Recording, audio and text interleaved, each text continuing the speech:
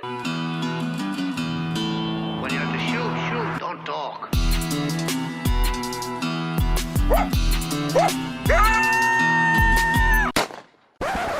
All right, everyone. Thanks for joining us for another Trap House podcast. My name's Justin Jett. Today we have a great trapper with us. We're going to talk about several topics. Skye Goode out of Wisconsin is going to be with us, and we're going to talk to her about, like I said, several things. So sit tight for that. But first, we got to say thanks to the sponsors, Top Lot Stretcher Company. Check out their website.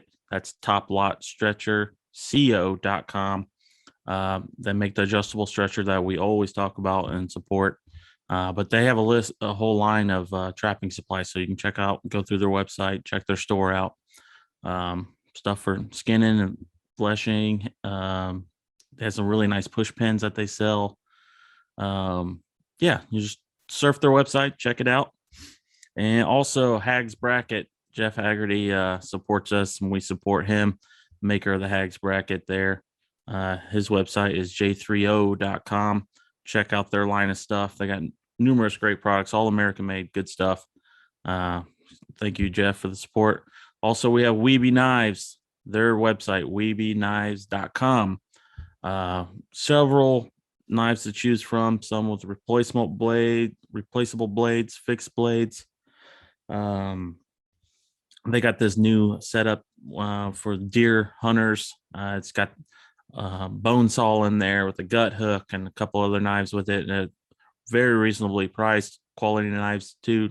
Can't say enough good about them, and I'm glad we have them on board. Also, got to say, last but not least, thanks to Hoosier Trapper Supply supporting this podcast and getting this thing off the ground. Our website is HoosierTrapperSupply.com. It's the maker of Top Dog Predator Bait and Jet Fuel Predator Lure. We got trapping kits, everything you need in the trapping field, as well as deer scent. We do some taxidermy too. So if you're local or want to try us out, you can look us up, give us a call. All right. I think that covers it. Let's dive into the conversation.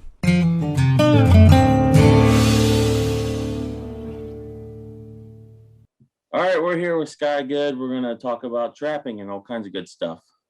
Thanks for joining us, for being on the show for the first time.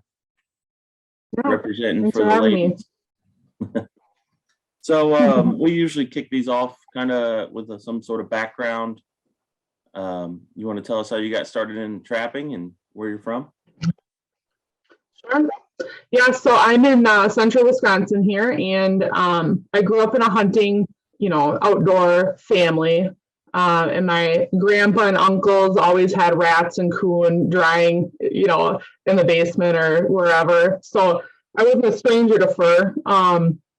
We did a little bit of trapping on my the hobby farm that I grew up on. Like I can remember getting a mink or a weasel or a coon here or there just when they were bothering our farm. But I didn't actually get into trapping until I was in the last years of college, and I bow hunted just outside of the city there, and I shot a buck, and it was like a liver shot. So I waited till the morning to go get it, and all the meat was ruined by coyotes. I actually kicked the coyotes off when I was recovering it, and that was like my moment of I want revenge on these coyotes. And I'd only called coyotes before, so I didn't really know much about trapping, and this was later in the year.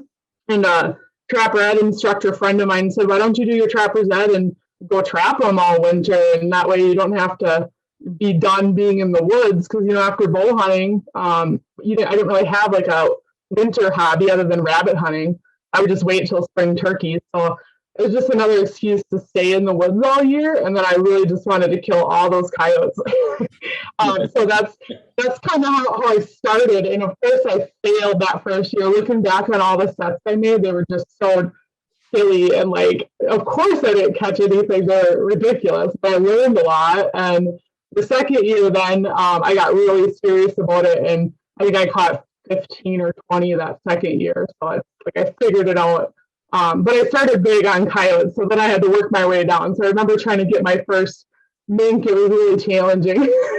So yeah, that's kind of how I started, and that was I think maybe like 12 years ago now. So yeah.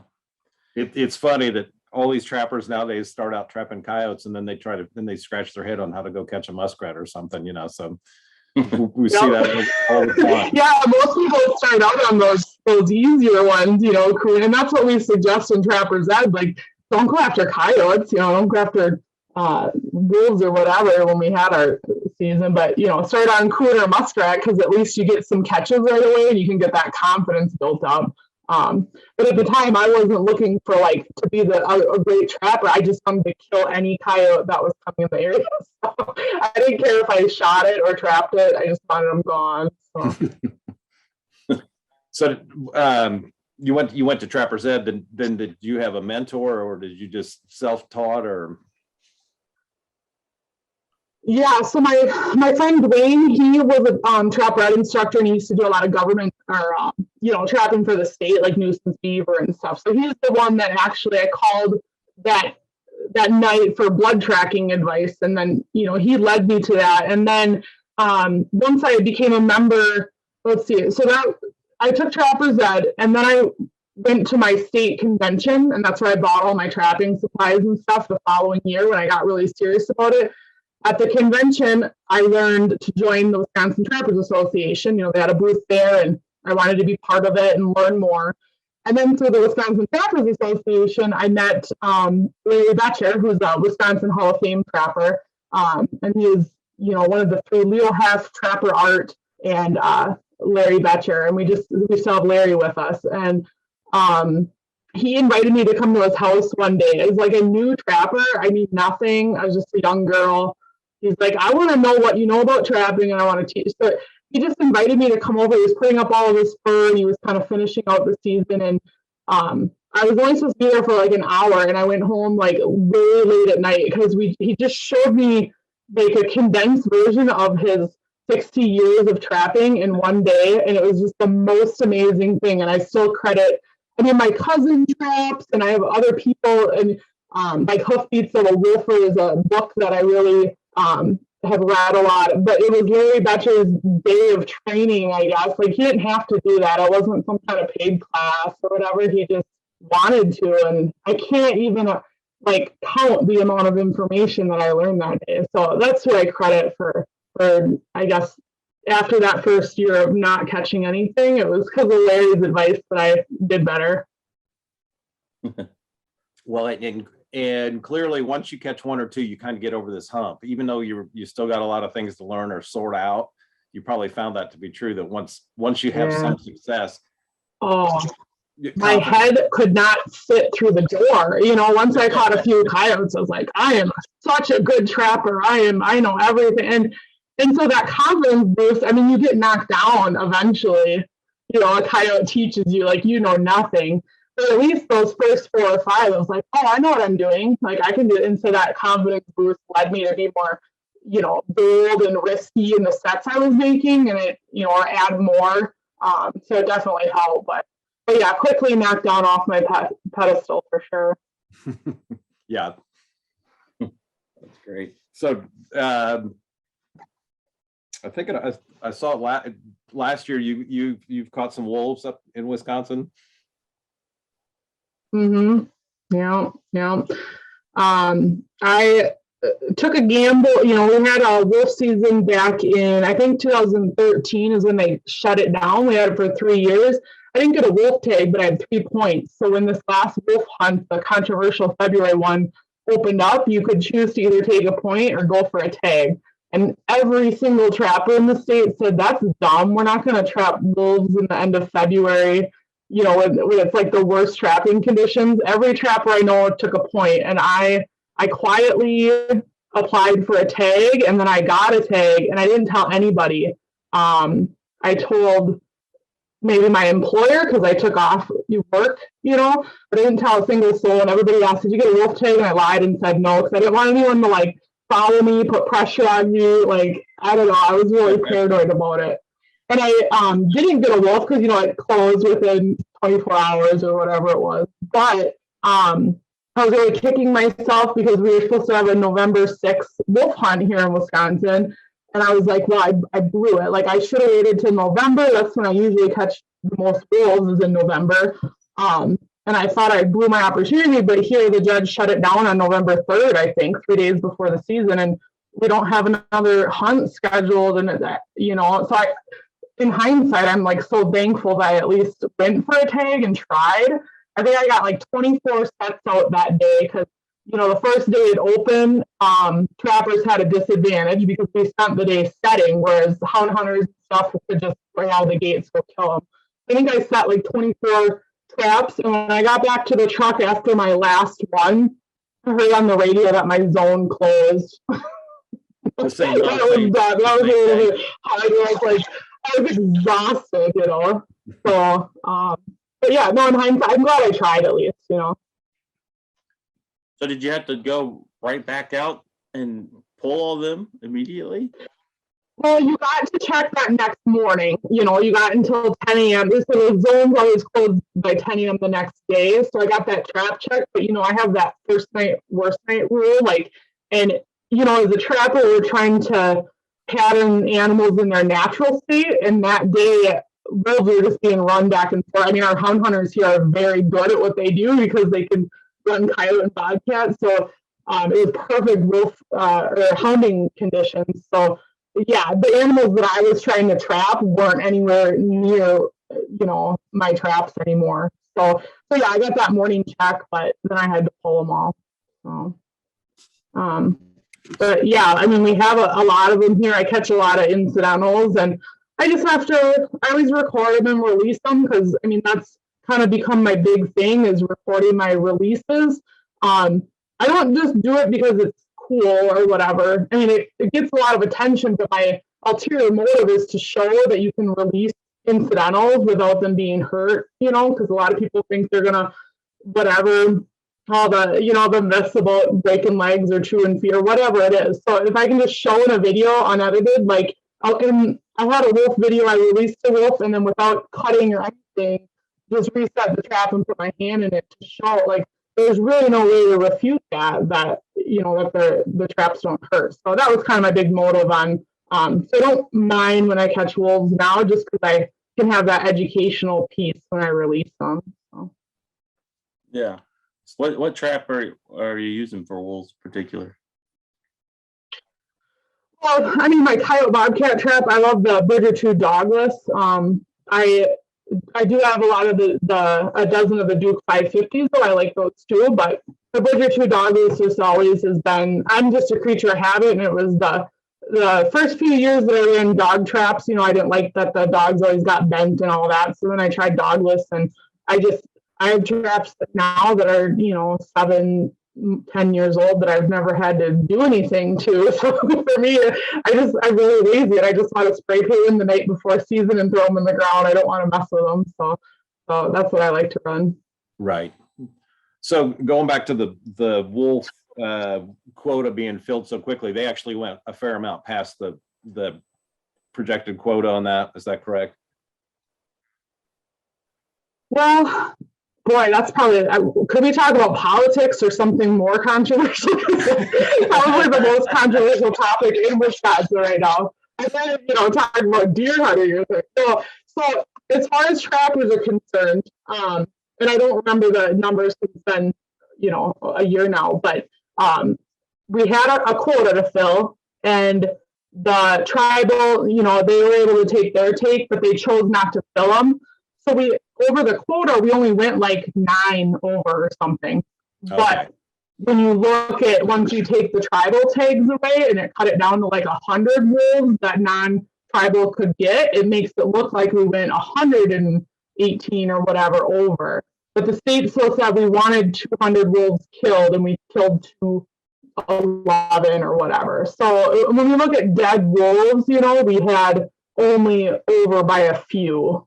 If that makes sense. Yeah, I got you. Yeah, okay. I got you. Yeah. Okay.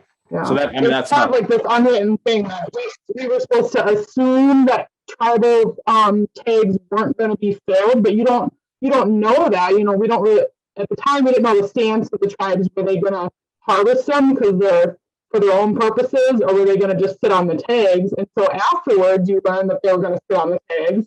Well, then. I don't know. It doesn't make sense to me. I'm not a very political person, so if we know that travel tags aren't going to be filled, why do we make the quota including travel? Like, shouldn't we just make it a different quota to make it less confusing? But Right. I don't know. It's such a hot button this year. I didn't mean to quite get into that can of worms, I guess, but so what will you have a wolf season this year then? Oh, so we're supposed to have it November 6th, and a judge in California shut it down. You know, we need another topic. Yeah, it makes no sense. You know, a federal judge not even in the state shuts down. They don't know what we're living with. It's so frustrating. Yeah. I don't know. I just keep saying like, oh well, like I'm still catching wolves. I can't target wolves and I can't kill wolves.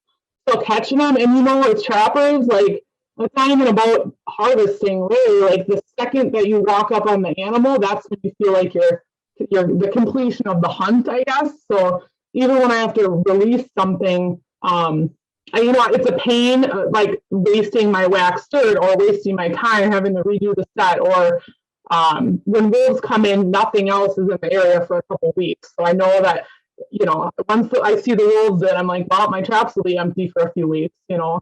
But it's still exciting just to catch when you make a catch on them. To see them up close like that is pretty. It's not scary. It's just like a powerful experience, I guess. So we don't have wolves here, obviously. So when you have wolves in the area or they're moving through the area, does that typically push the other predators out then, like you were coyotes, etc.? Yeah, so definitely coyotes and foxes. And the only critter that seems to hold their own against the wolves are big bobcats, you know. So you know, it's not uncommon after a fresh snowfall to have wolf tracks and a big tom come through in the same night. They seem to be able to, you know, keep the wolves away. But yeah, if I have a pack of wolves come through or whatever, I won't see any coyote, fox, any sign of anything for weeks. So they definitely make an impact. So typically, how often do wolves come through? That's probably may depend on the area, but for instance, in your area, yeah, in the fall.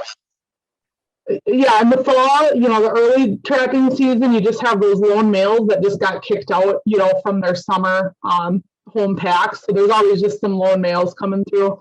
And then as we get into breeding season, you know, the wolves and coyotes have the same breeding season after the New Year. So then you have more of pairs running together, big males. Like after the New Year's, when I would catch the bigger males, and they're just peeing on everything, you know. They're just they can't resist any stump poses. It's just, you can't keep them out of your trap, because no matter if you're using, you know, gambler, urine, anything, they're just and I've tried everything to avoid wolves too. I've tried putting the trap within an inch of my backhand. I've tried blocking them in really hard. I just tried everything, and you just can't. I think because we don't have enough practice on purposely catching them, I can't figure out a way to avoid them, you know, because they get caught in every single set. So I don't know. There's no way to keep them out of there other than just not trapping. But you know, a long time ago, I used to have like wolf country spots. So if I just wouldn't trap there. But now the whole state is wolf country, so you can't avoid them, you know. Yeah. So you had mentioned you wax dirt. Obviously, you fight a much harsher winter than a lot of trappers do. Is that kind of your go-to for keeping your land sets going? Was the wax dirt, and then do you snare when the weather gets really rough, or? Yeah, so you know, I've tried everything from like buckwheat hulls and peat moss and everything. Wax dirt is just the greatest. Your odds are the greatest that your trap will work. Like for example, we just got 12 inches of snow, and it was single digits, and now it is all melting, and it's going to be almost 60 degrees and rain, and then we're getting a cold front coming in. It's going to drop down to 5 degrees again. So there's no good way. I mean, I'm even going to have to probably redo some of my wax dirt sets because they get that layer of ice, the freezing rain on top, which holds the critter up. So, but yeah, I have a cement mixer, and I just make a good like 100 gallons of wax dirt to start my season, and it usually lasts pretty well. When we had that wolf hunt the end of February, which was unexpected, nobody knew we were going to have it. I was making Rexter like in my oven with a turkey roaster and everything, because I was completely out of supplies that late in the year. But yeah, actually December 1st is when we can run cable restraints. You know, we can't snare here, but we can use cables, which have the relaxing lock, which is actually my preferred method when the conditions are right. When we got that 12 inches of snow, I was just sort of waiting for them to make trails, and then now it's all melting. So the conditions aren't right now, but once the snow gets deep and they stick to all the trails, it's really, we can't entangle. So you can spend an hour looking for 2 places to put cables in a property because it's got to meet all these long regulations. But when you do, it's like a guaranteed catch. You know, you don't have to wait long. So yeah, I actually prefer cabling. Does Wisconsin require a specific class to use a cable restraint? Just our regular trapper's ed. So our trapper's ed is, I mean, as far as throughout the nation, I know a lot of states contact our trapper ed coordinator for materials. And the last few years since COVID, we've been making like online videos to explain our regs, because we have a lot of phrases like entanglement or recession or tight exposed bait that a new trapper, like a 15-year-old trapper, is not going to know what having a recessed conibear means, you know. So we've been explaining a lot of them through video use, but yeah, you have to have, if you're not a landowner, like a landowner that wants to trap a weasel in their chicken coop doesn't need trapper's ed, you know, or a farmer wants to trap some coon in the corn, they don't need trapper's ed. But if you want to do, you know, the big time trapping, and we have the 3 species that need tags, the bobcat, fisher, and otter, require trapper ed, and it's a 12-hour course. So it's usually over the course of a whole weekend, but it's really expensive, and we teach everything a person could need to know, including the cable restraint. So okay. So then I take it you were a trapper's ed instructor as well. Yeah, yep. I just recently, in the last like 5 years, became an instructor, and I don't do a lot of classes. So this sounds selfish. I don't do a lot of classes around here because I don't want competition. I'm a public land trapper, and I don't want everybody in my community trapping. But I'll go do classes a few hours away and help other trapper ed instructors. And we just did a big women's camp the first time this year. So I'm okay with that. But I don't really want anybody trapper certified in my area. You need to be a trapper's ed instructor in a different state so you can. Yeah, that's why I'm like, I'm willing to drive a couple hours, you know. We've typically we've trapped Arkansas for a number of years, and I know we've created a lot of our own competition down there because we put it on YouTube and it gets out, and then we run into resident and non-resident trappers down there that took a lead from us, which I guess in the scheme of things is just fine. I guess I'm glad to see the involvement, but and it's kind of like Steve Brunel. I think they've created a lot of their public land hunting competition just because of the promotion that they've given it, so. And it still boils down to like I'll see online a lot of people saying, like, if you want to throw your bobcat tag, they're like, well, go to Clark County. There's a girl over there that traps and releases a lot of them. And I'm like, well, yeah, but it's still like I work really hard. Like, I'm not just throwing a trap in the ground and getting lucky. If a girl can do it, you can do it. Like, I'm really working really hard to be successful. So good luck. If you want to come here and try to trap a bobcat, by all means, come do it. But there's things like Waxter and just there's just a lot involved that sometimes when you, I guess, have a little bit of success, it makes it look easy, and then everybody thinks they can do it, and they get frustrated, that when they have some mistakes. But yeah. So do you water trap as well? I don't like to get in the water. I do all my otter and beaver traps from the bank, from the shores. Okay. I do a lot of like cast arounds, and I don't like to get in the water. You're not going to find me in hip waders like out in the marsh. But I set a lot of streams, culverts, that kind of thing. But okay. I'm just not a water person. So that's kind of us. We'll get in there. It's of work. I mean, I've done a few nuisance beaver jobs, and I don't, like I said, I don't go all the way over to the lodge or anything like I'll just set cast rounds from the shore. But gosh, beaver trapping is a lot of work. Like I get how people, especially down south, a lot of you guys can make a living out of it because of the problems that you have. Here in Wisconsin, we have really relaxed beaver laws because of the damage. But what's great about having 6 months of winter is if you don't feel like trapping in the summer, you just wait till January, February, and you can dynamite the lodge, and the wolves and predators can get all the beaver that week, and they're gone. Then problem solved. You don't have to go through all the work of trapping them. So that's nice that we have that. It's like our one relaxed law here. I can only imagine blowing up Beaver Lodge. That used to be Oh, a it's thing. cool. Yeah, you should look up some videos. Yeah, when I was a kid, you could just go to the hardware store and buy dynamite. I mean, I guess it was very common. I mean, it wasn't a big deal. Oh. So, talk to us about the fur hats you made. I always think they look nice, and I know some people that bought some. I'm gonna have to have you hook me up.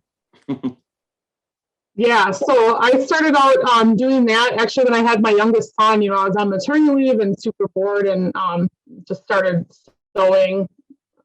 I couldn't work like a month before he was born, so it's kind of stir crazy, and just started to sew a baby blanket for him, and it kind of took off from there doing hats. I never wanted it to be like a business, so I still maintain that it's a hobby, because that way I can tell people no during turkey season. I can tell them no during deer season and trapping. Like if it's a business, you have to be more better customer service. But at least now I can say no, I just don't want to, and I can turn people away. But yeah, it's nuts. I didn't realize there's not a lot of people sewing fur anymore and making garments, and so the need is so high. And with the fur market, I don't even send any fur to auction anymore. I used to send all my coyotes to NAFA and then tan the rest of the critters. And with NAFA going down, I mean, I still send some to fur harvesters, but I just decided to tan it all because a few dollars and a little bit of waiting to tan it, and I can turn it into a hat and make such a profit off of it like that. I don't know why people don't do that more and it all boils down to putting in more work. And people want to bring a frozen whole coyote to the fur truck and get $100 bill. It's just not gonna work like that anymore. You have to put some work into your fur. So that's kind of how I started, out of boredom, but also I just wanted to normalize wearing real fur. And it gets cold here, and so there's no way I can't plow snow. I can't be outside unless I have a fur hat on, or I just freeze. So I don't know. I think people are starting to realize that too. So, but I don't do anything else. I don't do mittens or vests or anything like that. I just, like I said, I didn't want it to be. I have a real job and I have kids, and I still enjoy being outdoors, and sewing. It takes a lot of time, so I usually just sew. At night when we're just sitting on the couch watching TV, I can't sit still, so I'm sewing while we're doing that. So it's very relaxed, and I only put in an hour or two each night, and that's about it. Are you hand sewing or machine sewing? Oh, it's my thing that I refuse to get a sewing machine, so I do it all by needle and thread. Just because I'm stubborn, and I just, I just want to be able to say that, you can't ever get a truly handmade thing anymore. Everything's machined in some way or another. Even using a sewing machine, you could say it's handmade, but it's still made by a machine. So I just, out of stubbornness, I just like to do it needle and thread. Okay. Well, there's a lot to be said for that. So that's cool. So it's a good excuse to not pump out a lot of hats. I can say, no, sorry, it takes up too much time. And yeah, I've tried to do a few things of my own, and even as a taxidermist, I can't seem to sew a hat properly. Yeah, don't look too close at the detail. It's not very pretty.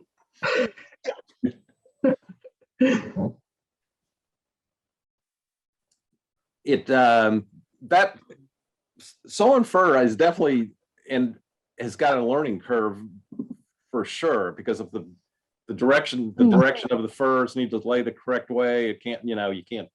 So I think there's a lot to it. And I think that probably a lot of people are maybe overwhelmed or intimidated just to even try it, or if they try, they get frustrated easily and don't pursue it or whatever. But with this present fur market, I'm assuming that there will be probably more people attempting some alternative use. I know, like Moyle Tannery or whatever got way behind a couple years ago just by overwhelmed by the amount of fur that they received, I think primarily from trappers. So clearly lots of furs getting tanned a lot by the people that caught it, so it's yeah, we used to have a good tannery here in Wisconsin, and they had to shut down because they couldn't find enough employees to keep going. I sent all mine to Moyle. Yeah, it's just always good quality. I know the women's trap camp that we did in September, we did a whole night of fur sewing. So I've got all the extra supplies and like pre-cut stuff. And we had like 24 or 27 women go through the camp, and they all made, like, whether it was a headband or a hat or something. So yeah, at the beginning of the night, it was like really fumbling, like trying to figure out how to push the needle through, and it's like wax thread and the fur grain and all that. But by the end of the night, all these women made these beautiful hats, and it was like, and so now they're still sending me pictures of stuff they're trying out now on scrap fur, like just like the Trap Red courses we do. We tell like a lot of the kids or students, like, learn fleshing now on coon when they're $1, or on possum when they're worthless. Like, learn how to do all your fleshing and your put up now, so that if the fur market were to come back, or you get a high dollar,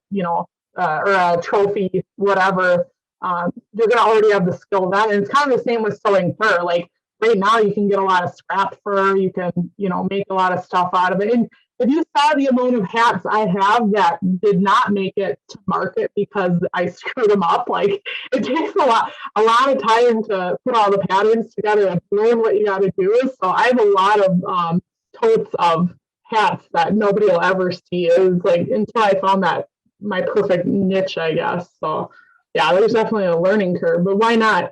Fur's not marketable otherwise. So Right. I think too, I think you had mentioned in an article, and Groenwald is trying to market fur as this green sustainable product over synthetic garments or whatever, and that very well could be a very positive future for this if we can bridge the gap between this negative idea or negative perception that fur has. If we can get beyond that and change some minds, that potentially we could. I don't know if we'll ever really have a North American market like we once did in the 70s and 80s, but it would be nice to at least think about that, I guess, and recoup some of it. at least have some more acceptability of it, So, but. And people will say what they want about like celebrities like the Kardashians and all these rappers and stuff, but they're like promoting real fur. Like, they're like, on Instagram, you look up some of these people that are rich just because they're famous just because they're rich, but they're promoting like real fox and real, and it's just like, I'm like, we need to embrace that, because the younger generation coming up, that's what they idolize, and you can kind of normalize it. But then, since COVID, the price of a goat, you can't get a goat for under $300 anymore. People are all like homesteading and like trying to self-sustain, and they're trying to make their own leather goods, and fur falls right into that. Like, I raised some ranch fox, and I just pelted them like in the last week or so. And all these people saying like, how could you do that? And I compare it to, you raise a beef calf and you butcher a beef calf, right? And you love it, and it's really cute when it's little, and you take care of it, but you kill it, and who cares if it's for fur or meat? Like, what is it? I don't really get the difference. So Yeah. trying to like change that even with people that are like, you raise them just for the fur, and I'm like, you raise them just for the meat. So I don't know. Yeah. We're still consuming it in some way or fashion. Yeah, it's well, and on the other side of it, look at, I guess in Wisconsin, selling a deer hide is probably a tradition more than it is here. There are definitely people that buy deer hides here, but it's more through the processors. So in other words, the average deer hunter doesn't go sell his skin, which I think in Wisconsin, that's probably a lot more common. But I guess my point where I'm going is, so you kill a deer and you discard the skin. It's not unusual to see them just laying in the ditch or whatever, which is purely acceptable. And you keep the meat. Yeah. But you know what I mean? It's like you can flip it. And so if you have a raccoon and you keep the fur, but you discard the meat, then there's something wrong with that. So, but. Yeah, I never got it. And people don't, they have to be receptive to even, like, they have to be open-minded to even get what you're saying. But, I will compare trapping a coyote. How's that different than trapping a mouse or, like in your house? You're still trapping it and killing it. So what does it matter how big it is or what it is? Like, it's the same exact thing, Yeah.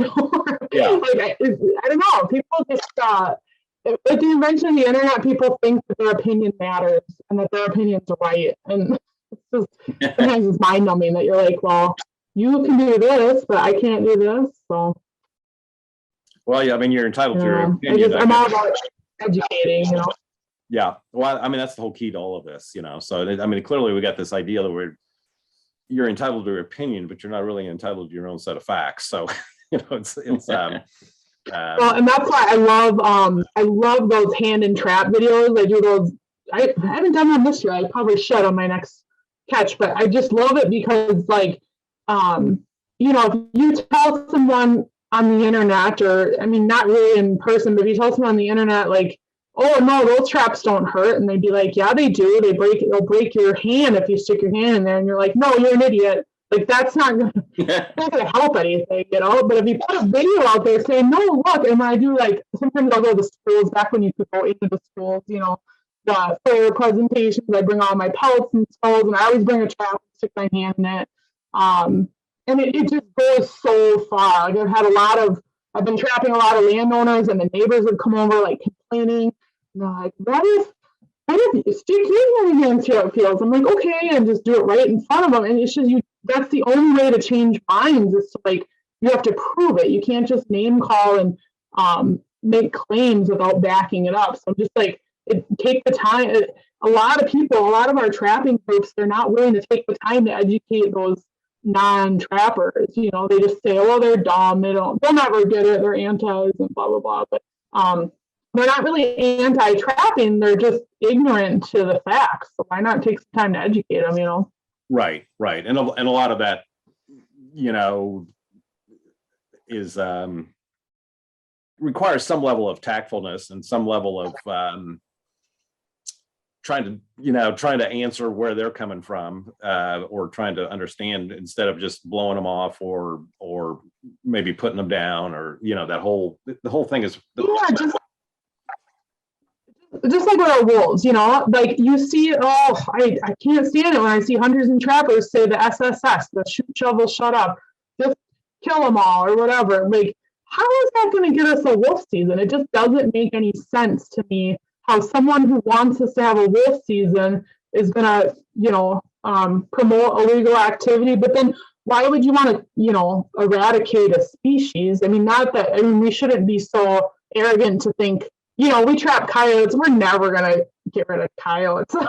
You might think that you're lessening the population on you're just maintaining, right? They're breeding as fast as you can trap them. But still, when you're promoting all that, like, you're not doing anything to help get us a season, So right. I don't know. It's really hard. I talk a lot about, I would rather talk with an anti-trapper for an hour than with a hunter or a trapper that is against ethical, like, predator control or whatever. You know what I'm saying? Like, it's easier to talk to someone who doesn't know anything about trapping and educate them than someone that's just, I don't know, arrogant, I guess. Well, I mean, those people that are unethical are the ones that the opposition to us keys in on. I mean, typically, if they bring up something that they don't like about trapping or whatever, it's usually something that is at minimum very unethical, and usually it's illegal. So it's well, there's already laws in place for what they're bringing up, but that's that's kind of beside the point. We were Indiana had a proposed bobcat season back in 2019, which unfortunately was withdrawn because of public outcry, and the trappers were not particularly well, the trappers to a certain point were organized, but we didn't have any contingency groups that were working on our behalf. So the next time it comes around, I think we will. But at one of the public comment hearings, one guy in favor of the bobcat season gets up and the last thing he says is kill them all.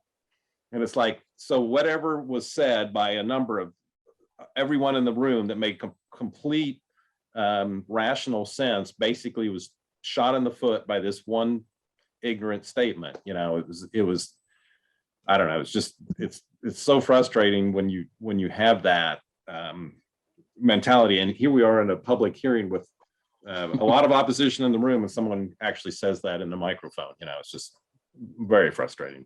And I've come to realize that when you look at a house cat, like when people look at a bobcat, they don't see it any different than their house cat, or they look at a coyote and they think it's their German Shepherd. Like they can't differentiate like we can. Like I've never looked at a wolf and thought this looks like a husky. Like to people that aren't kind of in this lifestyle, like they equate our pets the same as these wild animals. And so yeah, you can't be talking about stuff like that because it's gonna tug on their heartstrings, Right. Well, and it, there's no sustainability behind that kind of statement, even though he may have not 100% literally meant that. It was just something stupid to say, but it doesn't matter. The damage has been done, so yeah. And Justin's sitting here with the cat on his lap right at the moment. So what's this one worth on the like market? that dragon quest or whatever.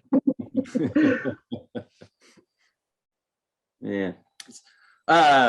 You may know Sean Rossler, the biologist for Wisconsin. Yeah. Yep. So the interesting thing is we had him here in Indiana for a short period of time, 2 or 3 years, and he actually got us our bobcat season, our otter season, and then he left our state to go to Wisconsin. So we have some. I didn't know that. Yeah, so we have some history with Sean. So. Yeah, he got us. We used to have to wait like 3 years to get one otter tag. And yeah, I guess he was probably the one because it was about time he got in there. Now we get 2 otter tags every single season. You don't have to apply for it. So yeah. I bet you that was him. Yeah, because the way ours is set up, every trapper gets the opportunity to catch 2 otters until the quota is filled for the state. So everyone has the opportunity without applying for a tag. You just go catch them, and then once the quota is filled, then the season's over. So, and that I'm sure that was his. That was all under him when he was here to get that season through. So, I kind of like the idea of doing it that way versus the states that require a specific tag or a draw to get a tag. That way, everybody's got an opportunity, and then but all states do things differently. So you guys, so do you trap fishers then too? Yeah, our bobcat population and wolf have exploded, and our fisher and gray fox are like non-existent. I had a fisher tag, so I get a fisher tag like every other year, and so since I've been trapping, like I filled my fisher tag except for last year, or 2 years ago, and this year I haven't even seen a fisher track or anything. So, I have a couple sets out, just in good areas, but I'm not setting on sign. I don't know. They're it's hard to come by. I'm not really sure the reason. All I can think of is just the bobcat population is so high, and they're pretty much the same habitat, same food source, and everything. So, because they're pretty disease resistant, I believe. So I don't know. And it's not like here in Wisconsin you can't shoot fisher, you can't run hounds on fisher. It's only a trapper's. You can't even dispatch them with a firearm because they have to prove that it was trapped only. So, and not a lot of people are, out there trapping. So I don't know. It's a kind of a hard animal to come by lately. Is that just in your area, or is that statewide? I think it's just in my area. I think, like I said, just from my experience the last 5 years, it's just the bobcat population is so high that I think it just, the fisher here, they really love rabbits and squirrels and turkeys, and all the bobcats, are kind of the same food source. So I don't think there's a state, but everybody else seems to be filming things. It might just be me, to be honest. Maybe I'm just not on my game. Everybody else in the state seems to be doing just fine. So it's interesting that gray fox, we in the 70s and 80s, we had a lot of gray foxes here. And I don't know exactly what the percentage was that was caught versus red fox, but it was fairly significant. I mean, it wasn't, reds were still the majority, but and it depended on the area of the state that you were in. But our gray foxes have been in decline a number of years, and it kind of coincided with coyotes moving in.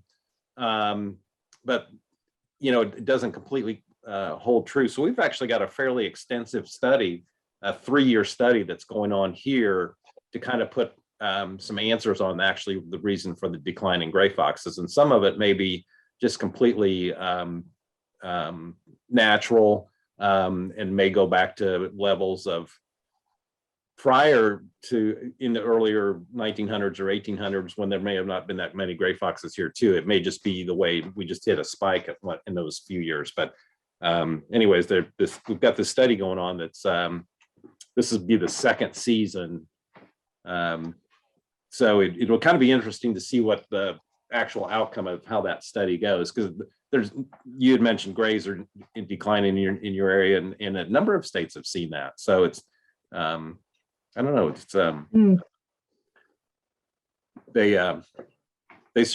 survived all the trapping pressure of the 70s and 80s during the fur boom, and it seems like once and that was the same for muskrats here too.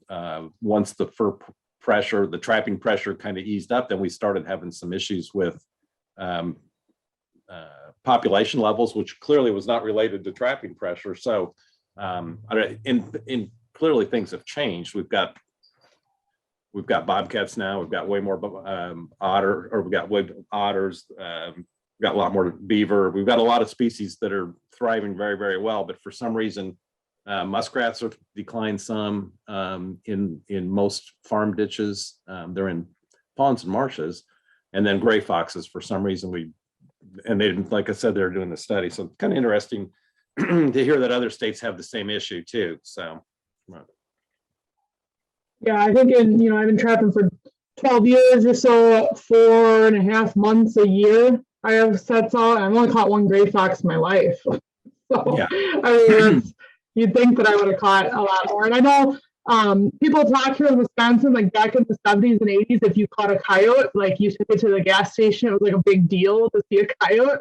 Yeah. So I don't know if that makes an impact. I mean, obviously I wasn't born yet I don't know a world that isn't high on coyotes, but yeah, I don't know. I was just telling someone the other day, the state put out like some license plates for endangered species, and they have the wolf on there, and they're not endangered anymore. And I just was talking about, isn't that kind of misleading? Like, I know maybe they're a conservation success story, but like if someone sees that license plate, they're going to think those are endangered. You're never going to get a season. Like, think about this better.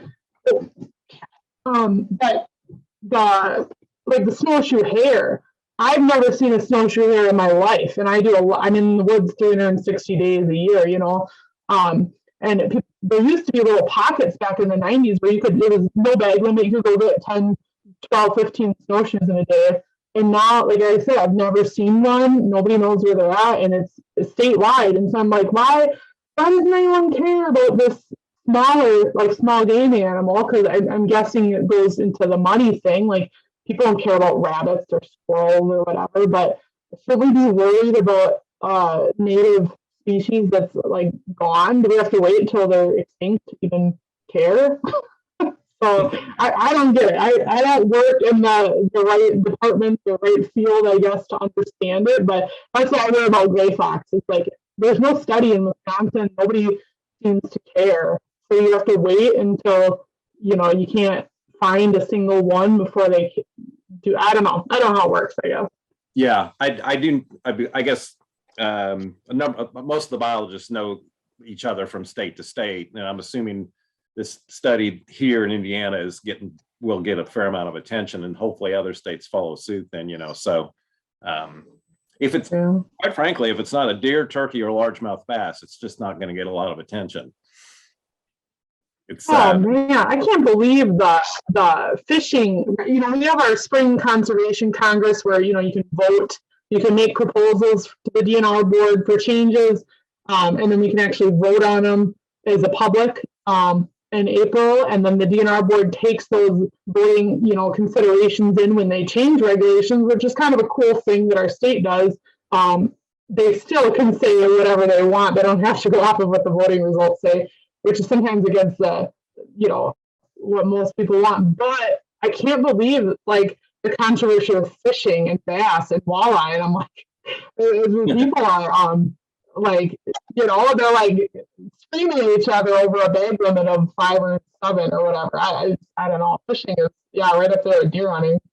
Yeah, and the money drives that. Clearly, more people are interested in that. More license money gets put into that. More, so more equipment sold for all of that, which relates to Pittman Robertson. So, I get it, but like you said, we don't really need to wait until something's like non-existent before we start trying to figure out what's going on, So, but. Yeah. So you have quite the YouTube following, and one of the tags under there, you're the barefoot hunter. Talk to me about hunting barefoot. Is that so you can just be extra quiet and not step on a stick? So I'm in Neillsville, Wisconsin, and I bet you half of the people here are barefoot. It's kind of a little podunk town, and it's not in my town. It's not abnormal. Like if someone sees me all barefoot, they don't say anything because it's not. But when I got on Facebook, whenever Facebook started, it was like people started seeing pictures and noticed that I was barefoot. It became like a thing. So in the internet world, it's weird, but here locally, it's not a big deal. I mean, there really is no reason. I just like to be barefoot. I'm the kind of person I don't like waiting, or I'm not very patient. Like I want to just like fly out the door. I don't want to put socks and boots on and all that, especially like turkey hunting and stuff. It does benefit me though, like early season deer and especially turkey hunting. But I'm not doing it like to just be barefoot. Like I put boots on in the winter, obviously. I'm not trying to be like that guy from that survival show out barefoot in the snow or anything. So no, it wasn't like I wasn't trying to get attention for it or make it like a thing or claim that you have to be barefoot to do this. It just was like my preference growing up, and where I live, it's not even looked at. So. So at the gas station, do they have a sign that says "No shoes, no socks, no service"? I always remember the ones that don't have this sign, and I usually go there. But I always have a pair of flip flops in my truck just in case I need to throw them on. But yeah, 40 degrees is kind of my limit. So as long as it's 40 degrees or above, I'm always barefoot. So. That's crazy. I'm not going to try that. I don't think. No, I don't ever suggest it to people because the bottom of my feet are probably like the bottom of your boots. So if you try to go barefoot, it'd be a terrible idea. So I'm assuming you can walk across a gravel driveway with no problem. Oh, yeah, there's nothing. So I went elk hunting in Colorado and everyone said, you can't go barefoot out here. And I did. And so far there's no terrain or anything that I can't go barefoot in. Like those little cactus things or whatever thorn, like none of it sticks in my feet because they're so conditioned that it's like leather. So you would feel stepping on a bee or a cactus. I wouldn't, so Yeah. No, that's great. Yeah. We went to Yellowstone back in May, and I only had one pair of shoes, and I thought this trail that we were going to hit was going to be fairly short. And turns out it wasn't an easy trail. You had to like cross the stream back and forth all to get to this waterfall. And I was like, man, I don't want to mess up my only shoes that I have. So I ended up doing it barefoot, and it was like damn near a mile by the time I got back, and I was in bad shape. Oh man, I bet. Yeah. The waterfall was worth it. So you got any more questions, Charlie? We should probably wrap this up and get to work. Yeah. No, I'm assuming. So you'll trap for another till January, February then. Yeah, February 15th is our land animal cutoff, and then otter beaver season goes till the spring. So I already got one otter tag filled. I'd like to get another one just before. I have a few sets. I was really focused on deer hunting this fall. Like I didn't really trap hard because I've never shot a big buck in my life, and this was the year I'm like, I want a big buck. And I hunted so hard and I passed so many deer and I just never got a big buck. But because of that, I didn't really trap this fall. So now I have a few, well, like I said, I'm trying to get my fish tag, and I got one more otter tag, and I filled my bobcat tag early. So I have like a handful of sets out, but after this freezing rain we're gonna get, I guess it won't be working this week.